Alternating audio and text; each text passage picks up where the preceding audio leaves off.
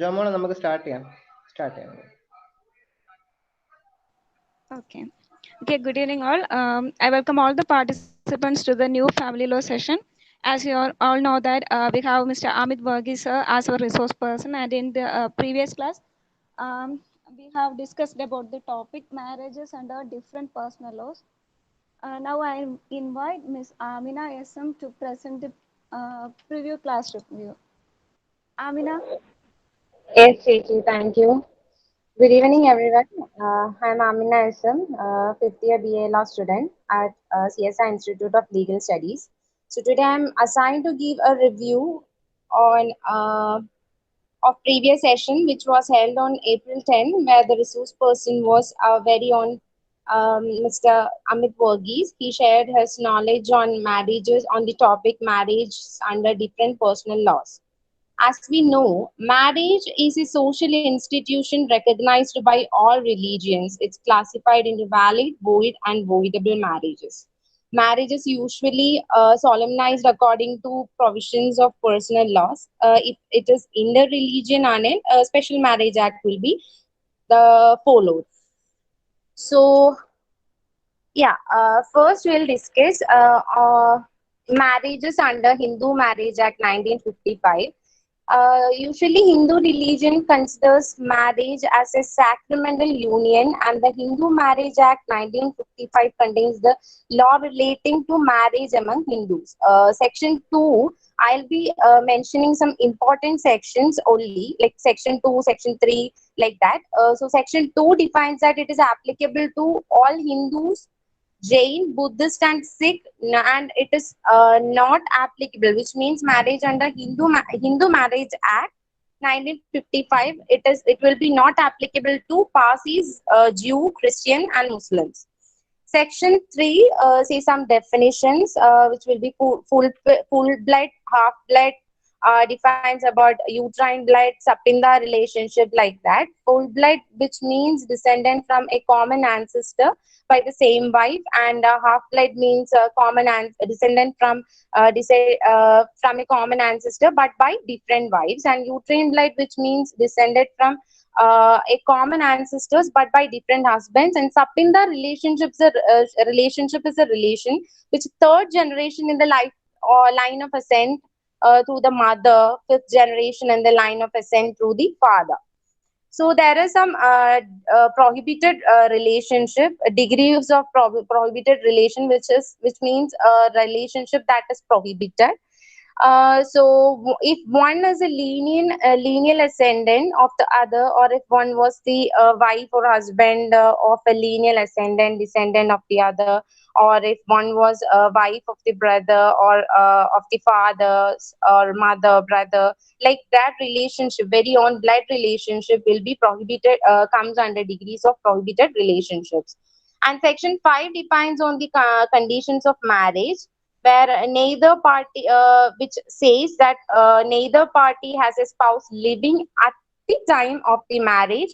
Neither party should be incapable of giving valid consent due to unsoundness of mind, or should not be suffering from mental disorder making it impossible of procreation of children, should not be subject of recurrent attacks of insanity, and a legal age of marriage will be for bride's groom it will be 21 years, and for bride it will be 18 years, and should not be with prohibited degrees that we mentioned before. And there is some exception, which is customer usage, and should not be sapindas of each other. Exception would be customer usage.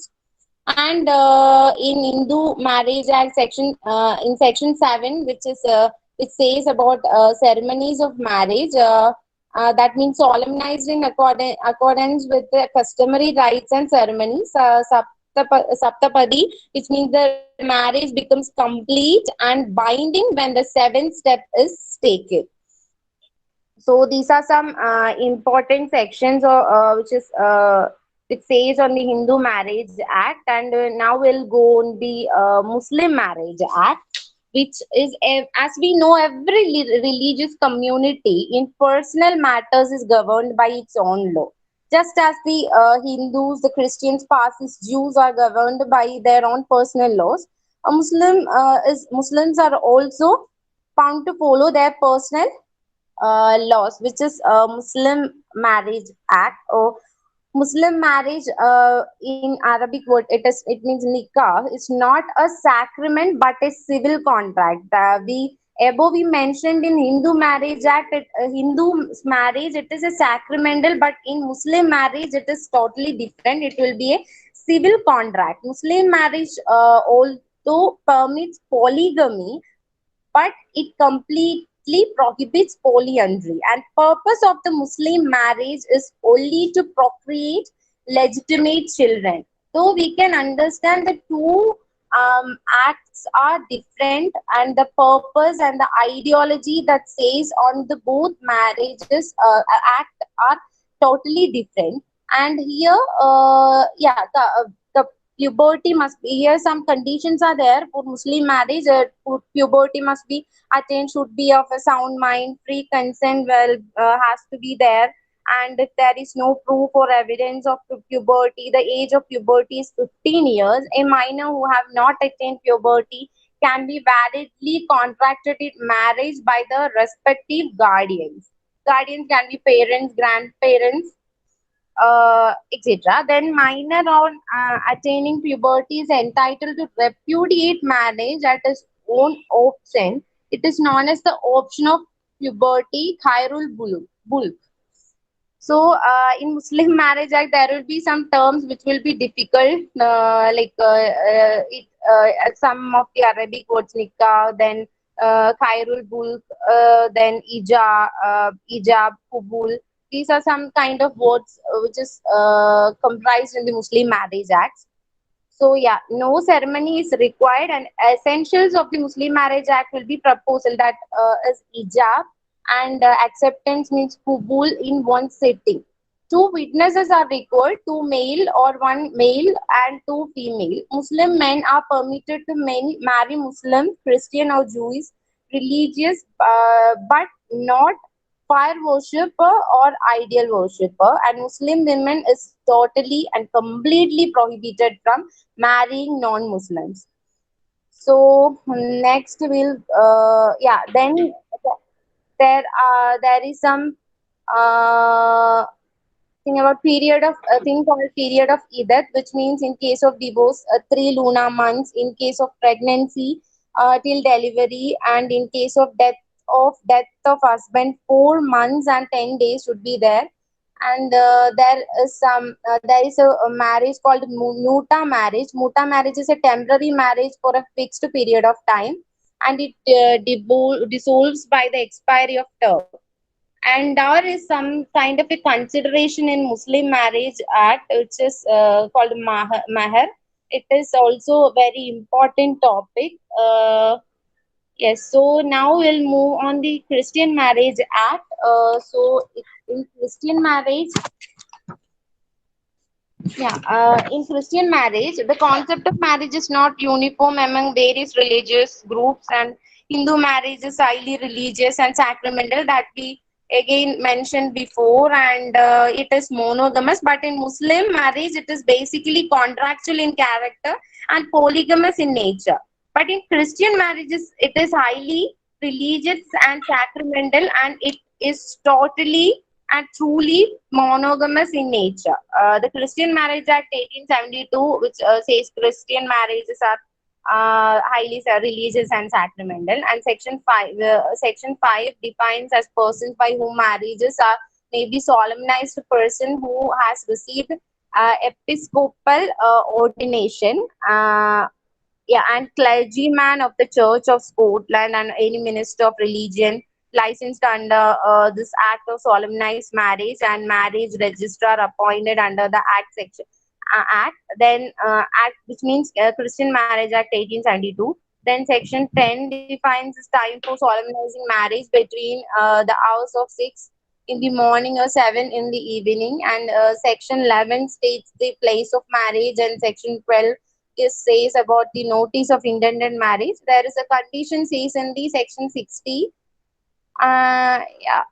Then age of marriage is again the legal marriage for all is same, that the bridegroom will be 21 years and the bride will be 18 years. Neither party has a spouse living, and marriage must be taken place in the presence of person licensed under Section 9, and at least two credible witnesses should be there.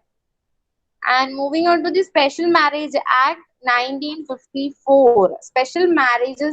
Marriage Act allows marriage irrespective of religion or faith followed by the parties. It is not considered upon the personal laws of any neither Christian or Hindu Marriage Act or Muslim Marriage Act. It will be totally different from all those personal laws.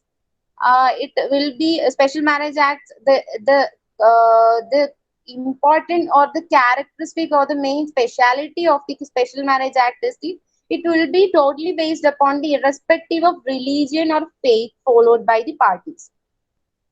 So Section 4 defines conditions of marriage. Neither party has a spouse living, as we said before in all the personal law, that neither party has a spouse living at a time of the marriage. Neither party should be incapable of giving valid consent due to unsoundness of mind, should not be suffering any mental disorder or any recurrent attacks of insanity.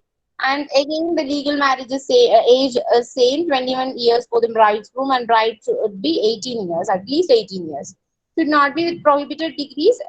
Then list of prohibited relationships are given in part 1, 2 of the first schedule. Procedure of marriage is Section 5 defines a notice of intended marriage. Notice in writing should be given to marriage officer of the district in which either of the party resided at least 30 days immediately before the notice.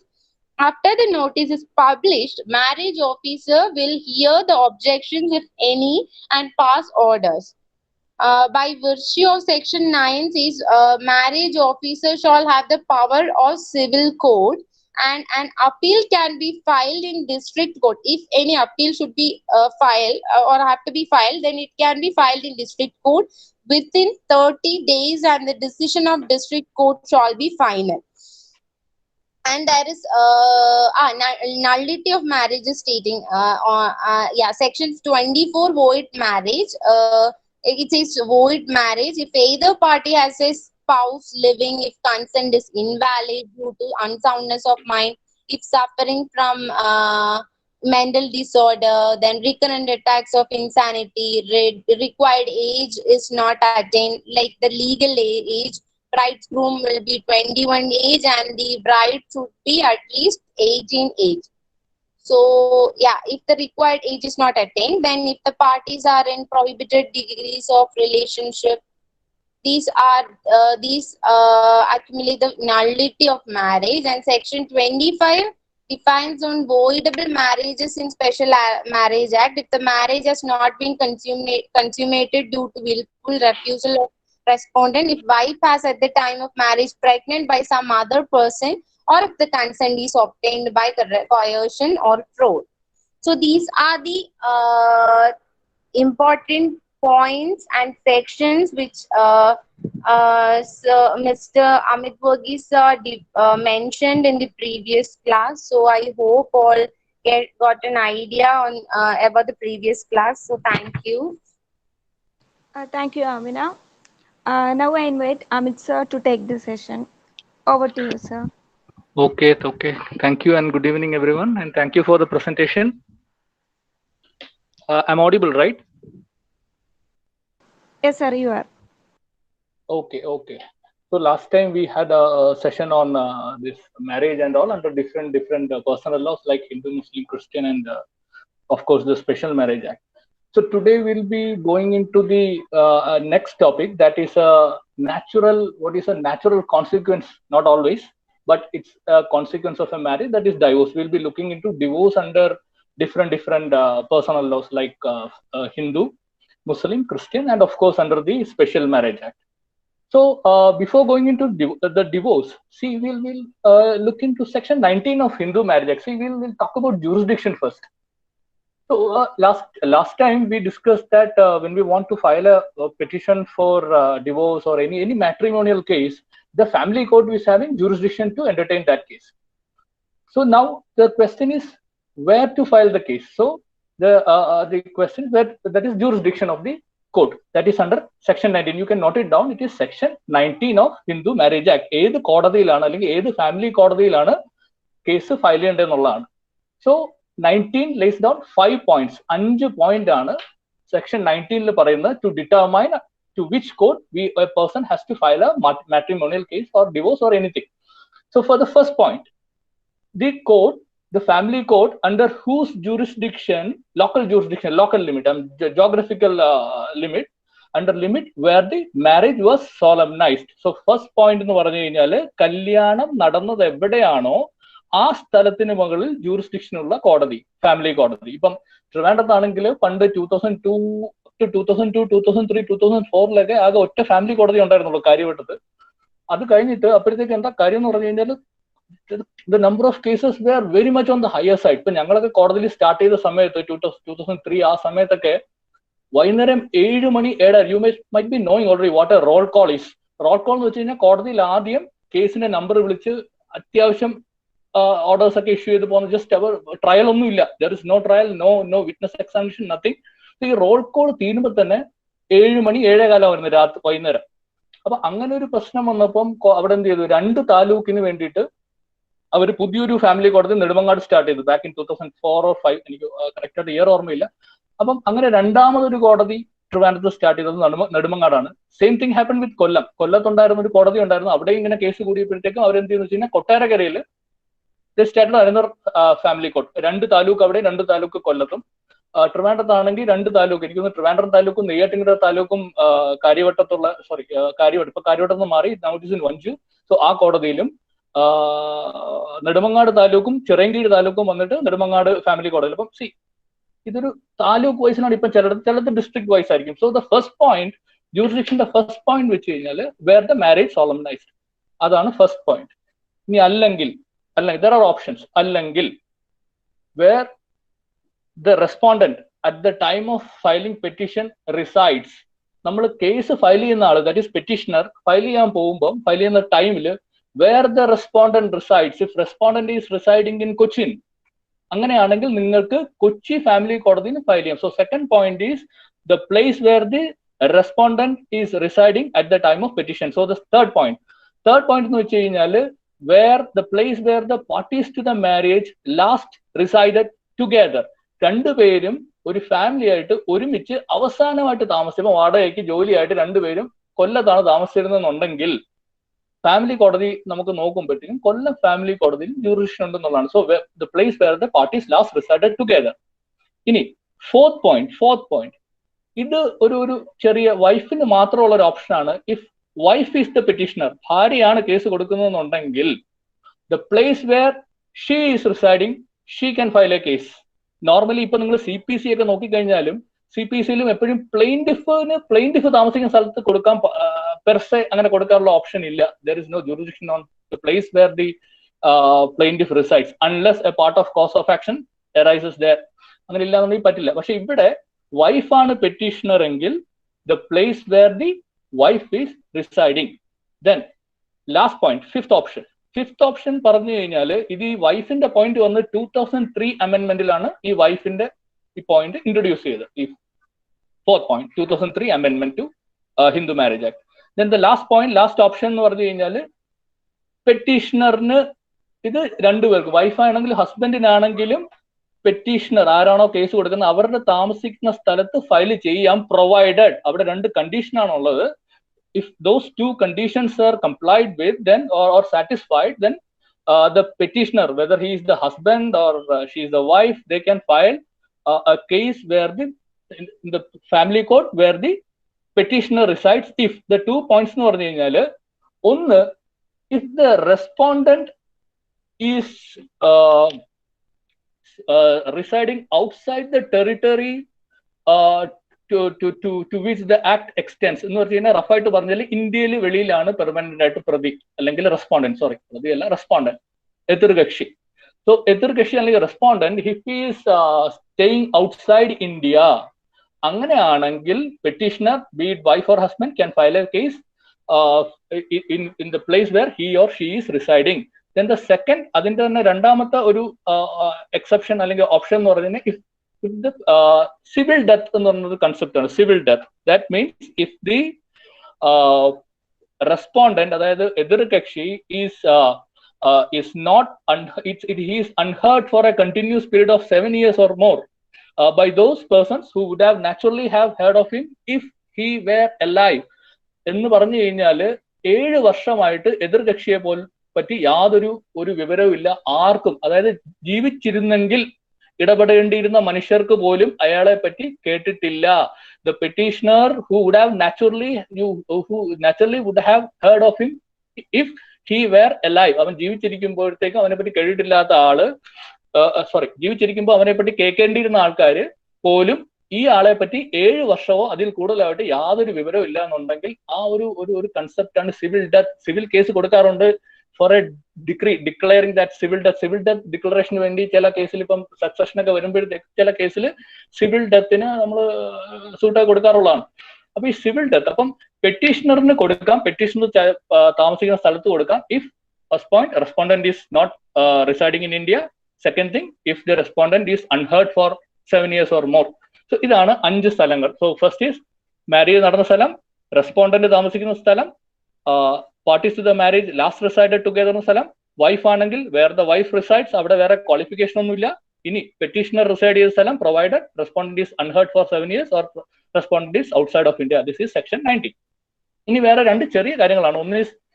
ഒന്നെന്ന് പറയുന്നത് restitution of conjugal rights. നിങ്ങൾക്ക് അറിയാവുന്ന കാര്യമാണ്. Restitution of conjugal rights it's covered under section 9 of the Hindu Marriage Act. Section 9, restitution of conjugal right എന്ന് പറഞ്ഞാൽ if one party to the marriage withdraws from the marriage without any sufficient reason, then or consent of the other party, then the aggrieved party can go to a family court and say that, see, that person has withdrawn from my society, from my company, and withdrawn from the marriage, so please issue a decree directing her to cohabit and come back and start the residing with me. അങ്ങനെ ഒരു degree കോടതി പാസ്സാക്കും. അതിനെയാണ് പറയുന്നത് decree of restitution of conjugal rights. അപ്പോൾ ഒരു party യാതൊരു കാരണവും ഇല്ലാതെ വൈഫിന്റെ ഹസ്ബൻഡിനെ വിട്ട് മാറി യാതൊരു കാരണവും ഇല്ലാതെ പോകുന്ന ഒരവസ്ഥയിൽ the aggrieved party can ask the court to issue a decree of restitution of conjugal rights. കോടതി അപ്പോൾ അതിന് പ്രത്യേകിച്ച് കാരണങ്ങൾ, അതിൽ പോയതിന് യാതൊരു കാരണങ്ങളും ഇല്ല. ഇതിനകത്ത് ഒരു കാര്യം എന്ന് വെച്ചാൽ ബർഡൻ ഓഫ് പ്രൂഫ്. നമ്മൾ എവിഡൻസ് ആക്ടിൽ പഠിക്കുന്നതാണ് burden of proof. Normally burden of proof will be on, in most of the cases, will be on the person who is alleging or who is making an allegation. Normally അയാളാണ്, he has to prove what he is alleging. പക്ഷെ ഇവിടെ അതിന്റെ ഒരു പ്രത്യേകത എന്ന് വെച്ച് കഴിഞ്ഞാൽ in a decree of in a case for OP for restitution of conjugal right, the burden is on the respondent to prove that he or she has withdrawn from the marriage for sufficient reasons എന്ന് prove ചെയ്യേണ്ടത് respondent ആണ്. So the burden of proof is upon the respondent to show that he has withdrawn from the company of the other person due to certain reasons which is tenable and all. അപ്പം അങ്ങനെ പറ്റിയില്ല എന്നുണ്ടെങ്കിൽ the court will grant a decree of conjugal restitution of conjugal right, section 9. ഇനി വേറെ അടുത്തൊരു concept ആണ് പറയുന്നത് judicial separation. Judicial separation is not actually divorce, it's something of a lesser degree. ഇത് പറയുന്നതെന്ന് പറഞ്ഞു കഴിഞ്ഞാൽ പാർട്ടിക്ക് he can approach the court. Section 13(1) and 13(2). 13(1) Clause 1 and 13(2)ലാണ് grounds for divorce lay down ചെയ്തിരിക്കുന്നത്. ഹിന്ദു മാരേജ് ആക്ടിൽ ഗ്രൗണ്ട്സ് ഫോർ ഡിവോഴ്സിന് എന്തൊക്കെ ഗ്രൗണ്ടിൽ ഡിവോഴ്സ് കൊടുക്കാം അത് പറഞ്ഞിരിക്കുന്നത് 13(1)ലും 13(2)ലുമാണ്. ഇപ്പൊ ഈ ഡിവോഴ്സിന്റെ ഏതെങ്കിലും ഗ്രൗണ്ട് ഉണ്ടെങ്കിൽ പാർട്ടിക്ക് they can ask for the court four A decree of judicial separation. Judicial separation decree വന്നു കഴിഞ്ഞാൽ the petitioner need not cohabit with the other person. അങ്ങനെ ഒരു ഒബ്ലിഗേഷൻ ഇല്ലാതെയാകും. But there won't be any divorce. The husband-wife relation subsists, but the person who is the petitioner will not be having any obligation to live with the other party because there is a degree of judicial separation. അപ്പം രണ്ടുപേരും തൽക്കാലമായിട്ടൊന്ന് മാറ്റി നിർത്തുന്ന ഒരു ഡിഗ്രിയാണ് ഈ judicial separation എന്ന് പറഞ്ഞത് section 10-ലാണ്. അപ്പൊ അത് വന്നു കഴിഞ്ഞാൽ there won't be any dissolution of marriage, termination of the marriage, അങ്ങനെ യാതൊരു ഇതുമില്ല. കോഹാബിറ്റേഷൻ ഓപ്ഷനിലാണ്. ഇനി കോഹാബിറ്റ് ചെയ്തു എന്ന് പറഞ്ഞ് യാതൊരു കുഴപ്പമില്ല. Cohabitation is not prohibited. Judicial separation decree വന്നു എന്നും പറഞ്ഞ് മറ്റേവർ വീണ്ടും ഒരുമിച്ച് പോയി താമസിച്ചു കഴിഞ്ഞാൽ അതിന് യാതൊരു തെറ്റും കുറ്റവും ഉള്ള കാര്യമല്ല. ഇതാണ് രണ്ട് small points, restitution of conjugal റൈറ്റ്സും ജുഡീഷ്യൽ സെപ്പറേഷൻ. ഇനി അടുത്ത നമ്മുടെ മെയിൻ പോയിന്റ് ആണ് coming to divorce. What is divorce? Divorce is actually the legal dissolution or termination of a marriage. ഒരു മാരേജിനെ, കല്യാണത്തിനെ കംപ്ലീറ്റ് ആയിട്ട് അവിടെ വെച്ച് ടെർമിനേറ്റ് ചെയ്യുക. It is the dissolution of a marriage by a court or by competent authorities or authorities. In Muslim law വരുമ്പോൾ authority ഒന്നും വരില്ല, അതുകൊണ്ടാണ് അങ്ങനെ പറഞ്ഞത്. സോ ഈ ഒരു dissolution of marriage, after marriage the husband wife ആ ഒരു റിലേഷൻഷിപ്പ് ഇല്ല, മ്യൂച്വൽ ഇൻഹെറിറ്റൻസ് അതില്ല, ഇതെല്ലാം പോയിട്ട് complete termination of relationship, husband wife relationship ആണ് divorce. Divorce it's covered under section 13 of Hindu marriage act.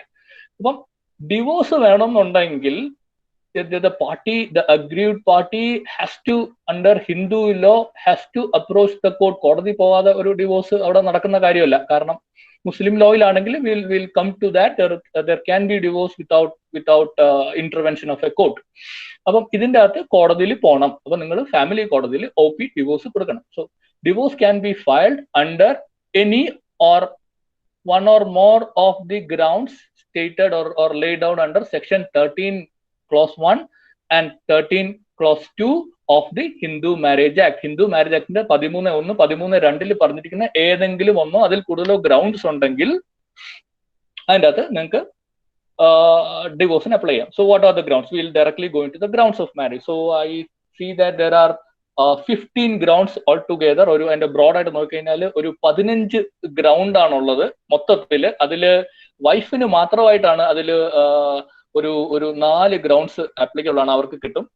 അത് കഴിഞ്ഞ് കഴിഞ്ഞാൽ 11 grounds it is common. 11 ground 2 പേർക്ക് യൂസ് ചെയ്യാം, ഒരു 4 എക്സ്ട്രാ ഗ്രൗണ്ട് ലേഡീസിന് യൂസ് ചെയ്യാം. So 13(1) and 13(2). So we'll go into the first ground. First ground for divorce is I won't say adultery, but it's okay. It's the correct thing will be the voluntary sexual intercourse with any person other than the spouse, or sexual intercourse outside the marital relationship but by either the wife or the husband. അതായത് ഹസ്ബൻഡോ വൈഫോ അല്ലാതെ during the subsistence of marriage ഹസ്ബൻഡോ വൈഫോ അല്ലാതെ മറ്റൊരാളുമായിട്ട് ഒരു sexual intercourse നടന്നു കഴിഞ്ഞാൽ that is a ground. So what is the difference? Can anyone say what is the difference between an IPC adultery? See, here also we call it adultery. പല ഡിസിഷനിലും കാര്യങ്ങളിലും ഒക്കെ നമ്മൾ ഈവൻ എനിക്ക് തോന്നുന്നു special മാരേജിലൊക്കെ we have used the term adultery, but the term adultery here is a little bit different from the word adultery in the Indian Penal Code. Can anyone say what is the difference between the adultery which we discuss here and the adultery which is under IPC?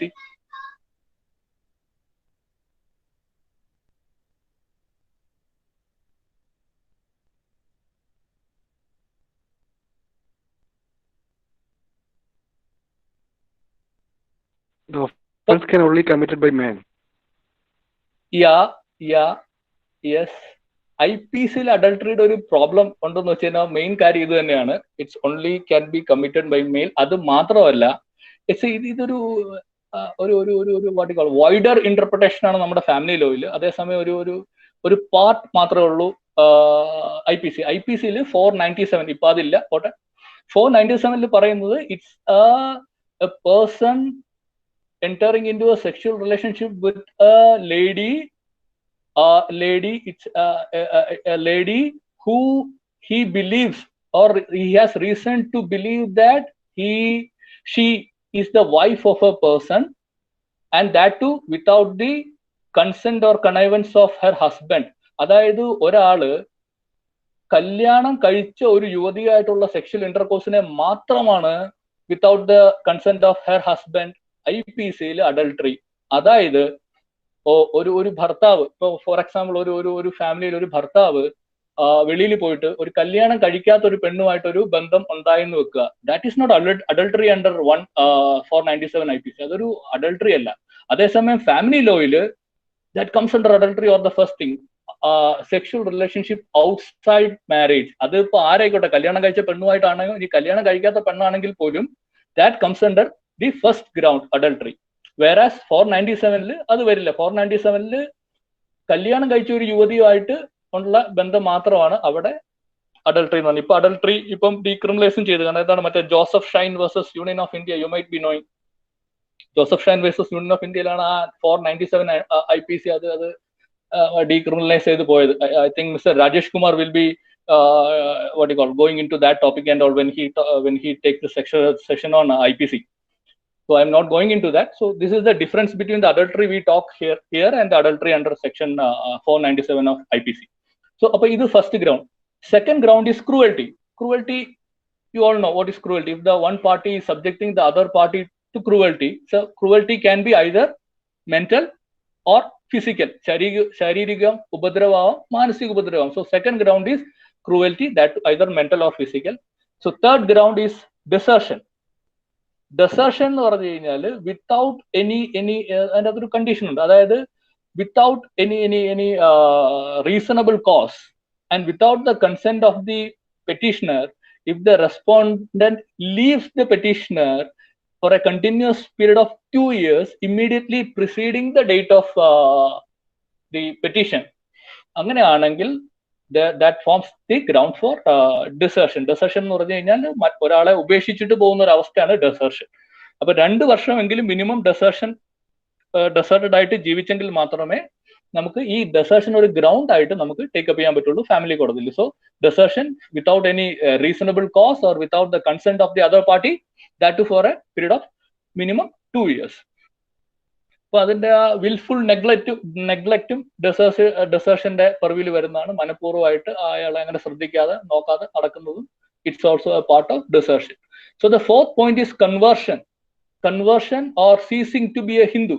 അപ്പം ഒരാള് if he ceases to be a Hindu due to conversion to any other religion, adu vannu കഴിഞ്ഞിട്ട് that is also a ground for divorce. Then അടുത്തത് is it's a bigger one. It's called ground of insanity or mental disorder. ഈ mental disorder insanity എന്നൊക്കെ നമ്മൾ ഈ ഒരു 13(1) use ചെയ്തേക്കുന്ന definition തന്നെ അത് പറഞ്ഞിട്ടുണ്ട്. It is having A very wide meaning. അപ്പൊ അത് എന്തുവാവാം? സ്കീസോഫ്രീനിയ എന്ന് പറയുന്ന ഏറ്റവും കൂടിയ ഇത് തൊട്ട് mental disorder of such A nature that nobody will reasonably expect the other party to live with him. ആ കൂടെ താമസിക്കാൻ പറ്റാത്ത രീതിയിലുള്ള mental disorder or insanity.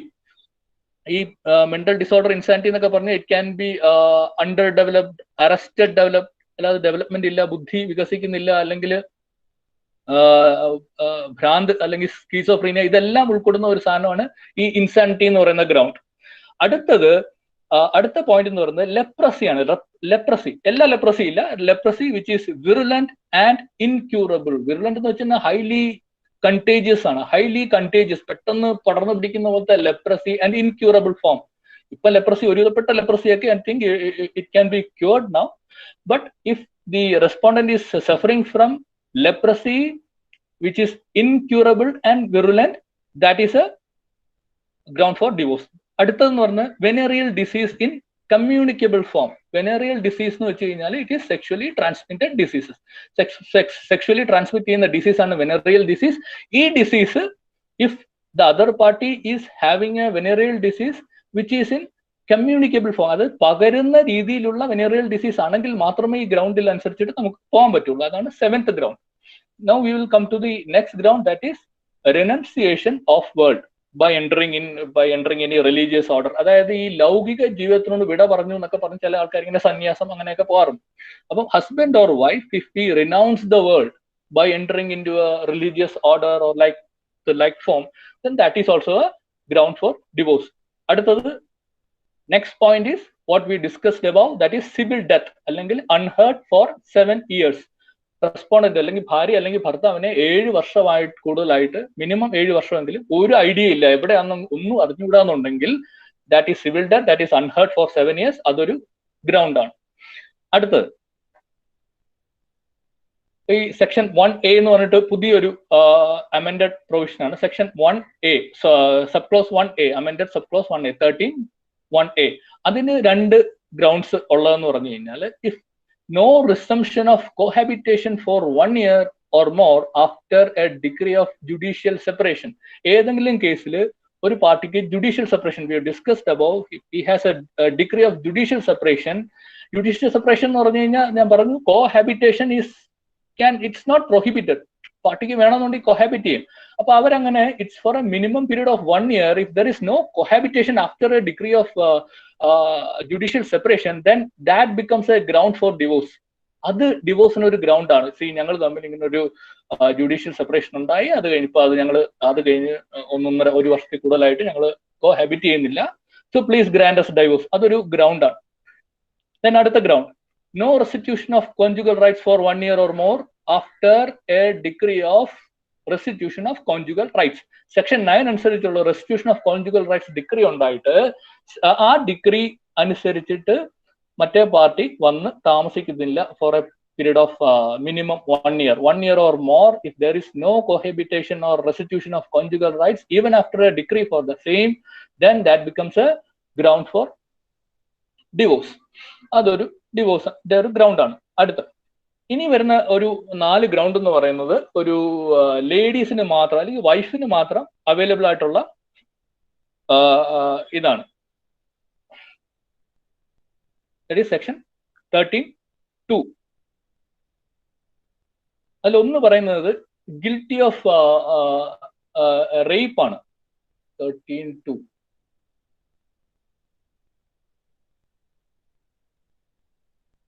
First one is guilty of rape, sodomy or bestiality. ഈ 4 ഇപ്പൊ husband ഇവരെ rape ചെയ്യുവാണ് അല്ലെങ്കിൽ സോഡമി ചെയ്യുവാണ്, അതായത് എഗൻസ്റ്റ് ഓർഡർ, നോർമലി ചെയ്യാത്ത കാര്യങ്ങൾ ചെയ്യുവാണ്, ആനിമൽസുമായിട്ടുള്ള ഒരു സെക്ഷൽ ഇന്റർകോഴ്സ് നടത്തുവാണ്, ഇങ്ങനത്തെ കാര്യമാണ് ബെസ്റ്റിയാലിറ്റി എന്ന് പറയുന്നത്. So if the husband is guilty of rape, sodomy, bestiality, is a ground available for a wife. First point, exclusively for wife. 13(2). അടുത്തത്, if the person is having a wife at the time of marriage, ഈ മാരേജിന്റെ സമയത്ത് ഇവർക്ക് already ഇയാൾക്കൊരു wife ഉണ്ടായിരുന്നു എന്നിരിക്കുക, wife ഉള്ളപ്പോഴാണ് ഈ കല്യാണം നടന്നുണ്ടെങ്കിൽ അത് ഒരു ground ആണ്. Then third point which is exclusively available to a wife is that, so ഈ section 18 Hindu adoptions and maintenance act എന്ന് പറയുന്ന ഒരു ആക്ട് ഉണ്ട്, Hindu adoptions and maintenance act. അതിന്റെ സെക്ഷൻ 18 പറയുന്നത് കൊടുക്കുന്നത് ഈ ഒരു മെയിൻ്റനൻസിന്റെ ഓർഡർ ഇഷ്യൂ ചെയ്യാൻ എനേബിളിംഗ് ആയിട്ടുള്ള പ്രൊവിഷൻ ആണ് section 18 of Hindu adoptions and maintenance act. അതേപോലെ നമുക്കറിയാം സെക്ഷൻ 125 ഓഫ് CRPC, അതും മെയിൻ്റനൻസ് ഓഫ് വൈഫ് വരുന്ന പ്രൊവിഷൻ ആണ്.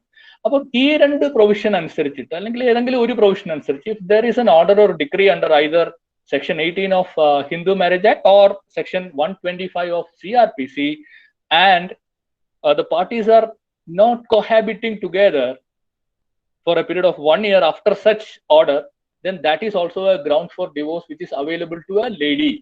അതായത് അവരെ മെയിൻറ്റെയിൻ ചെയ്യാനുള്ള മെയിൻ്റനൻസിലുള്ള ഓർഡർ ഓൾറെഡി ഇഷ്യൂ ചെയ്തു, ഈ മെയിൻ്റനൻസിലുള്ള ഓർഡർ ഇഷ്യൂ ചെയ്ത് കഴിഞ്ഞിട്ടും 1 വർഷത്തിൽ കൂടുതലായിട്ട് if there is no cohabitation, that is a ground available to a lady for asking for a divorce before a family court. ഇനി അടുത്ത last point, fourth point which is available to a lady, that is അവർക്ക് 15 വയസ്സ് മുമ്പ് കല്യാണം നടന്നിട്ടുണ്ടെന്ന് നോക്കുക. If marriage happened before 15 years and in the age of 15 years and she has repudiated the marriage after attaining 15 but before 18 years of age, അതായത് 15 വയസ്സിന് മുമ്പ് കല്യാണം നടന്നിട്ടുണ്ടെങ്കിൽ she has an option to repudiate the marriage after attaining 15 years and that repudiation right she has to exercise before 18. അപ്പൊ അങ്ങനെ അവർ exercise ചെയ്തിട്ടുണ്ട് എന്നുണ്ടെങ്കിൽ by showing that reason she can file for a divorce. അപ്പൊ ഇത്രയാണ് ഒരു 15 point ആണ് മൊത്തത്തിൽ ഡൈവോഴ്സിനായിട്ടുള്ളത്. അതിലൊരു 11 grounds it is available to all the parties, that is voluntary sexual intercourse outside marriage, cruelty, desertion, conversion to other religion, insanity or unsoundness of mind, then comes leprosy, then comes venereal disease, then renunciation of word, then civil death or unheard for 7 years. Then no restitution for 1 year or more after a decree of judicial separation. Then the 11th, the last point, which is common to both the husband and wife, that is the no restitution of conjugal rights for 1 year or more after a decree of restitution of conjugal rights. അത് കഴിഞ്ഞിട്ട് വൈഫിന് മാത്രം available ആയിട്ടുള്ള points ആണ്. If already ഒരു wife ഉണ്ടെന്നുണ്ടെങ്കിൽ that is the first point.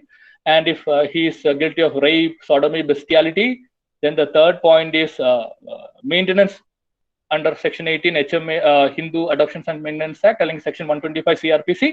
ഇതുണ്ടായിട്ടും cohabitation ഇല്ല 1 year ആയിട്ട്, then that is a point. Then 15 years കഴിഞ്ഞിട്ട് repudiate ചെയ്തു before 18, that is also a ground for filing for divorce for a lady. അപ്പൊ ഇത്രയൊക്കെയാണ് grounds for divorce. ഇനി അടുത്ത ഒരു ഘട്ടം എന്ന് പറയുന്നത് സെക്ഷൻ 13B എന്ന് പറയുന്ന ഒരു സാധനമാണ്. ഫേമസ് ആയിട്ടുള്ള, വളരെ പഴയ പണ്ട് കാലത്തൊക്കെ ഒത്തിരി പേര് ഡൈവോഴ്സ് ആദ്യം ഫയൽ ചെയ്യും, പിന്നെ കുറെ ഇതിന്റെ പുറകെ നടന്നു കഴിയുമ്പോൾ വാട്ട് വി ഹാവ് സീൻ, ഇങ്ങനെ ആദ്യമൊക്കെ ഭയങ്കര വാശിക്കൊക്കെ ആണെങ്കിൽ മറ്റവനെ ഒരു പാഠം പഠിപ്പിക്കണം, അല്ലെങ്കിൽ മറ്റേ ആളെ പാഠം പഠിപ്പിക്കണം, ആൾക്കാരെല്ലാം അച്ഛനും അമ്മയും എല്ലാം കൂടെ വരട്ടെ എന്നൊക്കെ പറഞ്ഞിട്ട് ഇവർ ഡിവോഴ്സ് ഫയൽ ചെയ്യും. ഈ ഡിവോഴ്സ് ഫയൽ ചെയ്ത് കഴിയുമ്പോൾ ആദ്യത്തെ കാലത്ത് ഫാമിലി കോടതിയിലൊക്കെ വരുന്നത് ഇവർ ഇന്നോവയിലൊക്കെയാണ് വരുന്നത്. ഈ പ്രത്യേകിച്ചും ഈ പെണ്ണിന്റെ വീട്ടുകാർ ഭയങ്കര വലിയ അവനെ ഒരു പാഠം പഠിക്കണം എന്നൊക്കെ പറഞ്ഞിട്ട് ഇവർ അമ്മാവനും ചേട്ടനും അച്ഛനും അമ്മ എല്ലാവരും കൂടെ വരും. ഒരു ആഘോഷമായിട്ട് വന്ന് കോടതിയിലൊക്കെ നിന്ന് രാത്രി വൈകുന്നേരം ഒരു 6-6:30 വരെയൊക്കെ നിന്നിട്ട് പോകും. ഇത് ഇങ്ങനെ നീണ്ടു പോയി കുറെ നാൾ കഴിയുമ്പം ഈ ആൾക്കാരുടെ എണ്ണം കുറഞ്ഞു വന്ന് അവസാനം അമ്മ മാത്രമോ അച്ഛൻ മാത്രമോ അവസാനം ഹസ്ബൻഡ് വൈഫ് മാത്രമോ അങ്ങനെ വന്നിട്ട് ഇത് മതിയാക്കി നിർത്തിപ്പോയവരുണ്ട്. ഇത്ര എന്തിന് കഷ്ടപ്പെടുന്നത്, വിൽ വിഡ്രോ ദ പെറ്റീഷൻ. പിന്നെ രണ്ടാമതൊരു ഓപ്ഷനാണ്, ഇങ്ങനെ കഷ്ടപ്പെടേണ്ട കാര്യമില്ല, will file A joint petition. രണ്ടുപേർക്കും തീരെ നിവൃത്തിയില്ല എന്നുണ്ടെങ്കിൽ, അല്ലെങ്കിൽ ഓൾറെഡി വേറെ ഏതെങ്കിലും കല്യാണമൊക്കെ പറഞ്ഞു വെച്ചിട്ട് ഇങ്ങനെ വാശിയിട്ടൊന്നും കാര്യമില്ല, will go for the next option, that is section 13B, that is divorce by mutual consent. രണ്ടുപേരും കൂടെ ചേർന്ന് ഒരുമിച്ച് കൊടുക്കുന്ന ഒരു സാധനമാണ് mutual consent petition by both parties together to the court for dissolution of their marriage. That is coming under section 13B of Hindu marriage act. അതിന്റെ ground, അതിന് പ്രത്യേകിച്ച് ഗ്രൗണ്ട് ഒന്നുമില്ല, ചില ബേസിക് കാര്യങ്ങൾ മാത്രം നോക്കിയാൽ മതി. അതായത് that the parties are living separately for at least 1 year or living separately for 1 year or more. അതാണ് ഫസ്റ്റ് പോയിന്റ്. ഒരു വർഷമെങ്കിലും മിനിമം മാറി താമസിച്ചിരിക്കണം. 2, they should say that they are not able to live together. ഒരുമിച്ച് താമസിക്കുന്നത് സാധ്യമല്ല. So we are not able to live together. And the third one is that mutual agreement for dissolution. അവർ mutually agree ചെയ്ത് വരണം. ഈ 3 പോയിന്റേ ഉള്ളൂ. ഇത് ഒരു 13B കൊടുക്കുന്ന കോടതി നോക്കുന്ന 3 കാര്യങ്ങളാണ്. ഒന്ന്, അവർ 1 year കൂടുതലായിട്ട് they are separated, and separated means physically separated. Then whether they are not able to live together, and whether there is mutual agreement, mutually രണ്ടുപേർക്കും സമ്മതമാണോ ഈ ഒരു 13B എന്നുള്ളത് നോക്കും. ഇത്രേ അതിന്റെ ആ ഒരു കാര്യമുള്ളൂ. ഇനി once the 13B petition is filed, there is a cooling period. Court won't be entertaining the petition the moment you file it. ഇപ്പൊ സിവിൽ കോടതിയൊക്കെ നമ്മൾ സൂട്ട് ഫയൽ ചെയ്തിട്ട് അപ്പൊ തന്നെ നമ്മൾ പറയും എനിക്ക് ഇഞ്ചക്ഷൻ വേണം എന്ന് പറഞ്ഞിട്ട് നമ്മൾ മറ്റേ സൂപ്രണ്ടിനെ അല്ലെങ്കിൽ ശിരസ്ദാറിനെയൊക്കെ പോയി കണ്ടിട്ട് അപ്പൊ തന്നെ വൈകുന്നേരം 2 മണിക്കൂറിനകത്ത് നമ്മൾ കോടതിയിൽ ബെഞ്ചിൽ പോസ്റ്റ് ചെയ്ത് നമ്മൾ പറയും ഇഞ്ചക്ഷൻ ആർഗ്യൂ ചെയ്യണം എന്നൊക്കെ പറഞ്ഞിട്ട് പറയും. ഇവിടെ ആ പരിപാടിയൊന്നും നടക്കില്ല. 13B, if you file it, then there will be a cooling period of 6 months. 6 മാസം കഴിഞ്ഞിട്ടേ കോടതി അത് എന്റർടൈൻ ചെയ്യുള്ളൂ, അല്ലെങ്കിൽ അത് കൺസിഡർ ചെയ്യുള്ളൂ. അതെന്തിനാ ഈ 6 മാസം എന്ന് വെച്ച് കഴിഞ്ഞാൽ, it is for the parties to rethink retrospect whether this is actually required എന്നൊക്കെ പറഞ്ഞിട്ട് കോടതി അല്ലെങ്കിൽ നിയമം തന്നെ അവർക്ക് അതിനുള്ള ഒരു അവസരം കൊടുക്കാൻ വേണ്ടിയിട്ടാണ് ഈ 6 month പീരീഡ് കൂളിംഗ് പീരീഡ് കൊടുക്കുന്നത്. സോ 13B ക്ലോസ് 2 ഇത് വരുന്നത്. 13B ക്ലോസ് 2 ഈ ഒരു 6 month പീരീഡ് ഒക്കെ വരുന്നത്. ഈ 6 month പീരീഡ് കഴിയുമ്പം, even after the 6 months, if the petition is not withdrawn and the parties are in favor of proceeding with the petition, then the court will entertain and verify whether what they pleaded is correct and all. Then the court will grant a decree of divorce. ഈ 6 മാസം കഴിഞ്ഞിട്ട്, and there is an outer limit also, that is I think it is 18 months. അതായത് 6 മാസം കഴിഞ്ഞേ എടുക്കുള്ളൂ. അത് നമുക്കൊരു 18 months വരെ നമുക്ക് അതിന്റെ വാലിഡിറ്റി പോലെ ഉണ്ട്. അപ്പൊ ആ 18 monthsനകത്ത് വന്നിട്ട് നമുക്ക് വേണം. അതിന്റെ ഇടയ്ക്ക് കോടതി നോർമലി ചിലപ്പം ഇതിനൊക്കെ വിടാറുണ്ട്, നമ്മുടെ കൗൺസിലിങ്ങിനൊക്കെ വിടാറുണ്ട്. there are counselors in family court. അപ്പം കൗൺസിലേഴ്സിന്റെ ഒക്കെ അടുത്ത് വിട്ട് ഒരു റീകൺസിലിയേഷൻ അല്ലെങ്കിൽ പറ്റുമോ എന്നൊക്കെ നോക്കാറുണ്ട് സാധാരണഗതിയിൽ. സോ അപ്പൊ അതിന് സമയമുണ്ട്. അപ്പൊ 6 മാസം കഴിഞ്ഞിട്ട് 18 മാസം ആവുന്നതിന് മുമ്പ് ഇത് പ്രൊസീഡ് ചെയ്താൽ മതി. 6 മാസം ഒന്നും ചെയ്യില്ല. So that is covered under section 13B close 2. അതാണ് ഡിവോഴ്സ് ബൈ മ്യൂച്വൽ കൺസെന്റ്. ഇനി ഇതിന്റെ അത് ജനറൽ ആയിട്ട് ചില പോയിന്റ്സ് ഉണ്ട് with respect to petitions filed under the Hindu marriage act. അതിൽ ഒരു സെക്ഷൻ 14ലാണ് ആ പോയിന്റ്സ് ഒക്കെ പറയുന്നത്. സെക്ഷൻ 14ൽ പറയുന്നതെന്ന് വെച്ച് കഴിഞ്ഞാൽ മാരേജ് കഴിഞ്ഞ് 1 വർഷം കഴിയാതെ ആർക്കും ഡിവോഴ്സിന് അല്ലെങ്കിൽ ഇങ്ങനത്തെ പെറ്റീഷൻ ഫയൽ ചെയ്യാൻ പറ്റില്ല. There cannot be any petition within 1 year of marriage for divorce. So section 14 says that no petition for divorce to be presented within 1 year of marriage. അപ്പൊ ആ 1 വർഷം കഴിഞ്ഞാലേ മാരേജ് ചെയ്യാൻ പറ്റുള്ളൂ. ഇനി ഇതിൻ്റെ അകത്തുള്ള എക്സെപ്ഷൻസ് ഉണ്ട്. രണ്ട് എക്സെപ്ഷൻ എന്നാണ് പറയുന്നത്. എക്സെപ്ഷൻ എന്ന് പറഞ്ഞാൽ ഇഫ്, അതിന് നമ്മൾ വേറെ പെറ്റീഷൻ നമ്മൾ സാധാരണ ഫയൽ ചെയ്യാറുണ്ട്. So the exception is that if exceptional hardship to the petitioner, ഇത് നീണ്ടുപോയി കഴിഞ്ഞാൽ ഇത് 1 വർഷം വരെ ഭയങ്കരമായ പ്രശ്നമാണ്. മറ്റേ ചിലപ്പം ഏറ്റവും കൂടിയ സ്കീസോഫ്രീനിയ ആണെന്ന് വെച്ചോ, അത് എതിർ പാർട്ടിക്ക് ഭയങ്കരമായ സ്കീസോഫ്രീനിയ അങ്ങനത്തെ പ്രശ്നമാണ്. അപ്പൊ ഈ 1 വർഷമൊക്കെ നോക്കി നിന്ന് കഴിഞ്ഞാൽ if it is exceptional hardship to the petitioner, other side also, or exceptional depravity on the part of the റെസ്പോണ്ടന്റിനും അതിഭയങ്കരമായ ഡിപ്രേവിറ്റി അല്ലെങ്കിൽ ഭയങ്കരമായ ബുദ്ധിമുട്ട് അല്ലെങ്കിൽ പ്രശ്നങ്ങൾ ഉണ്ടാകുന്ന ഒരു അവസ്ഥയാണെന്നുണ്ടെങ്കിൽ in the interest of justice court can waive this 1 year period എന്നുള്ളതാണ് സെക്ഷൻ 14 പറയുന്നത്. അപ്പൊ നോർമലി 1 വർഷം കഴിയാതെ എടുക്കില്ല. ഇനി ചില എക്സെപ്ഷണൽ സർക്കംസ്റ്റാൻസസ് പെറ്റീഷൻ അവര് കൺസിഡർ ചെയ്യാം. അപ്പൊ ഈ ഡിവോഴ്സ് കഴിഞ്ഞു കഴിഞ്ഞാൽ now we come to the next point. After divorce, what? After divorce, one option is remarriage. So the question is when a party can remarry after dissolution of his earlier marriage എന്നുള്ളതാണ്. അപ്പം ഇതിൻ്റെ അകത്ത് റീമാരേജിന്റെ കാര്യം നോക്കിക്കഴിഞ്ഞാൽ 2-3 points ആണ് അതിലുള്ളത്. ഒന്ന്, if there is no right of appeal after the decree of divorce, if there is no right of appeal, സാധാരണ എപ്പോഴാണ് അപ്പീൽ റൈറ്റ് ഇല്ലാതെ വരിക? anyone can say, anyone for example, if there is a compromise decree, unless there is fraud, normally there cannot be an appeal against a compromise decree. അപ്പം ഒരു appeal ഇല്ല. ഇപ്പൊ ഡിവോഴ്സിന്റെ എല്ലാ ഓർഡറായി കാര്യങ്ങളെല്ലാം ആയി, and if there is compromise ആണെന്ന് നോക്കുക, for example, one example. So if there is no scope for appeal, then the party can immediately remarry. അപ്പം തന്നെ കല്യാണം കഴിക്കാം after divorce, and if there is no scope for appeal, remarry, he can immediately remarry. Then the next thing, second, if there is a scope for appeal, അങ്ങനെയാണെങ്കിൽ he has to wait till the lapse of the period prescribed for filing appeal. Appeal file ചെയ്യാൻ, so family കോടതിയിൽ appeal എവിടെ പോവാ? Against an order, decree of divorce and all. Which is the proper forum to file appeal? Can anyone say which is the forum? High court. Yeah, correct. Because see, family court, it is exercising the jurisdiction of a district court. So district court na meli varuna high court ആണ്. So generally it goes to the high court and the time given is 90 days. 90 ദിവസമാണ് സാധാരണ അപ്പീലിനുള്ള time. 90 days for filing appeal. So the parties they have to wait till the lapse of the 90 days period, and after the lapse, if no appeal is preferred, then they can remarry. So appeal ഉണ്ടെന്നുണ്ടെങ്കിൽ അപ്പീലിന്റെ time, അപ്പീലിന് prescribe ചെയ്തേക്കുന്ന time കഴിഞ്ഞു കഴിഞ്ഞാൽ they can remarry. 90 ദിവസം കഴിഞ്ഞ് കഴിഞ്ഞാൽ വീണ്ടും കല്യാണം കഴിക്കാം. ഇനി അപ്പീൽ ഫയൽ ചെയ്താൽ ഉള്ള പ്രശ്നം എന്ന് വെച്ച് കഴിഞ്ഞാൽ, if any appeal is filed, see, appeal is generally considered as continuation of the suit എന്നുള്ളതാണ് അതിന്റെ ഒരു concept. So if appeal is filed, then the party, they have to wait till the appeal is over, appeal is dismissed, or appeal allow ചെയ്ത് കഴിഞ്ഞാൽ there is no divorce.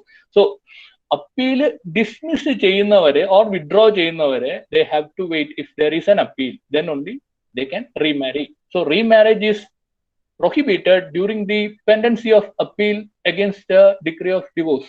അപ്പൊ ഈ 3 കാര്യം, ഒന്നുകിൽ appeal ഇല്ല എന്നുണ്ടെങ്കിൽ ഉടനെ കല്യാണം കഴിക്കാം, അപ്പീൽ ഉണ്ട് എന്നുണ്ടെങ്കിൽ they have to wait till the lapse of the limitation period for filing appeal. Then third thing, if there is appeal, then they have to wait till the disposal of the appeal or dismissal of the appeal. അതാണ്.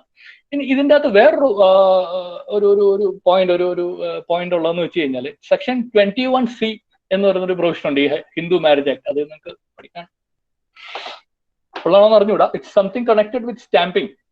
So if you look at in a practical scenario, whether understamping or non-stamping of a document, whether it makes the or renders the document invalid. ഒരു ആധാരം എഴുതിയപ്പോൾ അതിൽ ഞാൻ stamp ഒട്ടിച്ചില്ല, അല്ലെങ്കിൽ ഒട്ടിച്ചത് കുറഞ്ഞുപോയി. So what is the status of that document? Or പറയാൻ പറ്റുമോ ആർക്കെങ്കിലും ആ document whether it is invalid, illegal, what is it?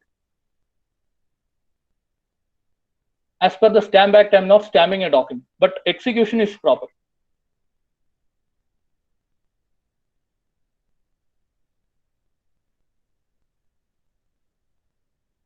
So it's a practical side. So I'll tell you, if a document is understamped or non-stamped, that has nothing to do with the validity of a document. It is valid if it is otherwise in order. മറ്റു കാര്യങ്ങളിൽ ഒക്കെ ആണെങ്കിൽ a document is valid even if it is understamped or it is not stamped. Then what is the relevancy of stamping when it comes to production of document before court? ഇതിൻ്റെ അകത്ത് ഒറ്റ കാര്യം മാത്രമേ ഉള്ളൂ. Court cannot rely on a document, or court will not accept in evidence or mark in evidence a document which is understamped or unstamped.